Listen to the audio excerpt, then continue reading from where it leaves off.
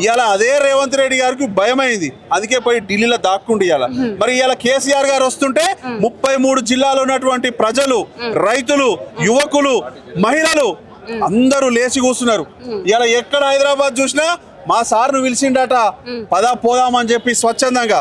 ఏ party నాయకుడు ఏ ఒక బండి కూడా పెట్టలే, ఏ పార్టీ నాయకుడు కూడా ఒక ప్రజలను రమ్మని చెప్పలే.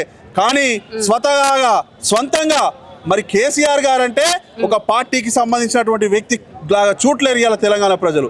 కేసీఆర్ అంటే ఈ తెలంగాణకు ఒక అపర భగీరథుడు. కేసీఆర్ అంటే తెలంగాణ జాతిపిత. కేసీఆర్ అంటే మాకు నీళ్ళిచ్చిన వ్యక్తి. కేసీఆర్ అంటే అవ్వలను తాతలను కడుపులో పెట్టుకొని కాపాడుకున్నటువంటి పెద్ద కొడుకు. మరి కేసీఆర్ అంటే యువకులకు దూరదృష్టితోని ఆలోచన చేసే భవిష్యత్తు ఉన్నటువంటి కల్పించేటువంటి నాయకుడు కేసీఆర్ గా చూస్తున్నారు తప్ప ఒక పార్టీ వ్యక్తిగానో ఇంకో రకంగానో చూస్తలేరు. దానికి నిదర్శనమే ఇలా ఈ తెలంగాణ మొత్తము లేచి కూస్తుంది.